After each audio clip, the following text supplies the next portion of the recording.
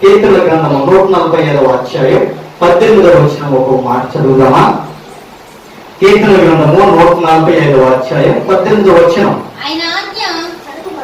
18వ వచనము, తనకు మొదలుపెట్టు వారందరికీ, తనకు నిజముగా మొదలుపెట్టు వారందరికీ యెహోవా సమీపంగా ఉన్నాడు. హల్లెలూయా, హల్లెలూయా. ఎలాగ వస్తుంది మొదలుపెట్టే ప్రార్థన మనలో అంటే, ఇక్కడ అందరూ నీవు తప్ప నాకు ఇంకొక దిక్కు లేదు, నీవు తప్ప నాకు ఇంకొక దిక్కు లేదు, వేరే మార్గం నుంచి నాకు ఏ సహాయము రాదు అన్న సమయంలో అక్కడ మనకి ఈ మొదలుపెట్టే ప్రార్థన వస్తుంది.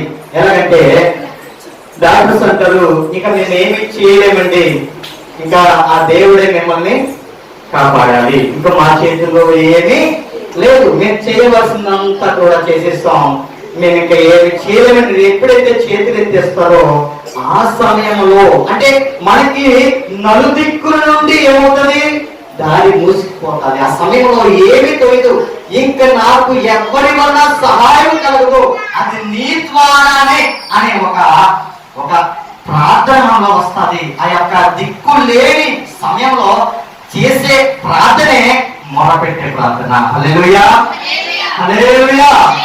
నువ్వేదైతే ఆశ పెట్టుకుంటావో ఆ ఆశ ఫెయిల్ అయినప్పుడు, నువ్వేదైతే హోప్ పెట్టుకుంటావో ఆ హోప్ ఫెయిల్ అయినప్పుడు, నువ్వేదైతే జరుగుతుంది అని అనుకుంటావో అది జరగనప్పుడు అంట ఈ యొక్క మొరపెట్టే ప్రార్థన మనలో వస్తుంది. హల్లెలూయా, హల్లెలూయా. అందుకే కీర్తనకారుడు తనకు మొరపెట్టు వారందరికీ, తనకు నిజముగా మొరపెట్టు వారందరికీ యెహోవా ఎలా ఉన్నాడంట, సమీపంగా ఉన్నాడంట.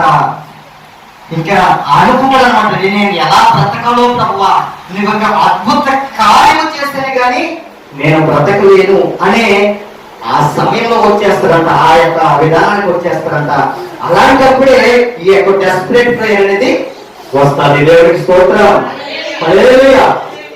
అందుకే మనకందరికీ మామూలు ప్రార్థన తెలుసు, ఉపవాస ప్రార్థన తెలుసు, కానీ ఈ మొదలుపెట్టే ప్రార్థన అనుభవంలోకి మనము ఈ ఉదయకాల సమయంలో రావాలి. హల్లెలూయా, హల్లెలూయా. మరి మొదలుపెట్టే ప్రార్థన మనలో ఉందా?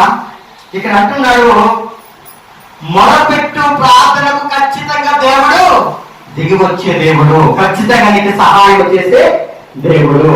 ఇక్కడ మనం చూసినట్లయితే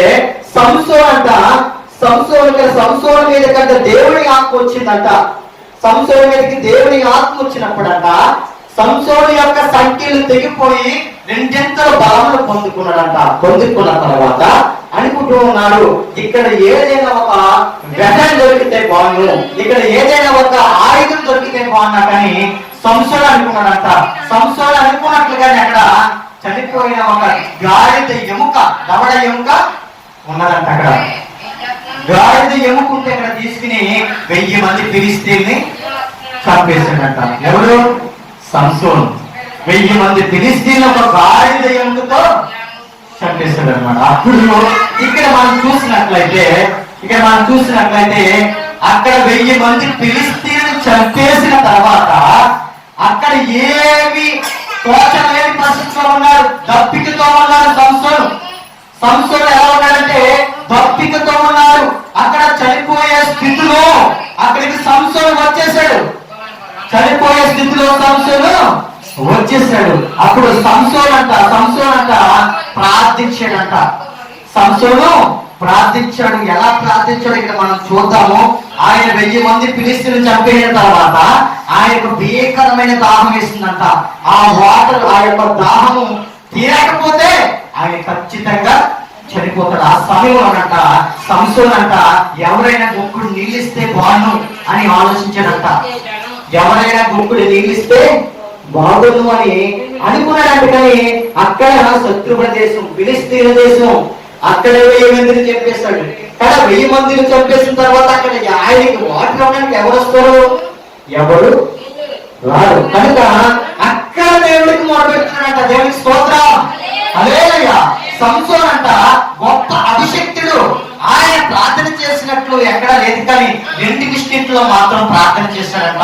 ఆ 2 నిష్ఠింట్లో కూడా చేసిన ప్రార్థన ఎలాంటి ప్రార్థన అంటే డెస్పరేట్ ప్రేయర్, అంటే మొరపెట్టు ప్రార్థన. దేవునికి స్తోత్రం, హల్లెలూయా. మొరపెట్టు ప్రార్థన చేశాడంట. ఇక్కడ చూసినట్లయితే ఆ 2 సార్లు కూడా ఎలాంటి పరిస్థితిలో చేశాడయ్యా అంటే దిక్కు తోచని పరిస్థితులు ఆయన ప్రార్థన చేస్తాడంట. ఆ ప్రార్థన ఏంటో, ఆ ప్రేమ ఎలా ఉంటుందో ఒక్కసారి చూద్దామా? న్యాయాధిపతుల గ్రంథము 15వ అధ్యాయం 18వ వచనంలో మాటలు చదువు. న్యాయాధిపతుల గ్రంథం. ప్రార్థన వలనే పయనము, ప్రార్థనే ప్రకారము, ప్రార్థన లేనిది పరాజయం.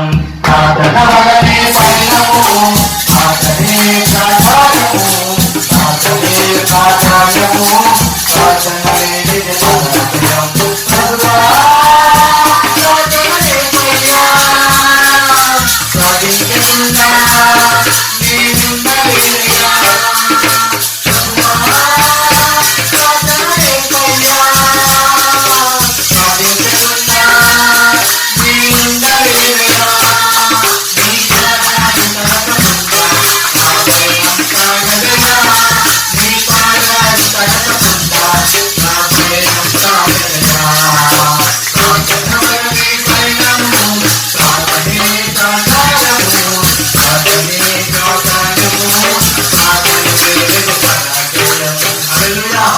న్యాయాధిపతుల గ్రంథము 15వ అధ్యాయం 18వ వచనం చదువుదాం.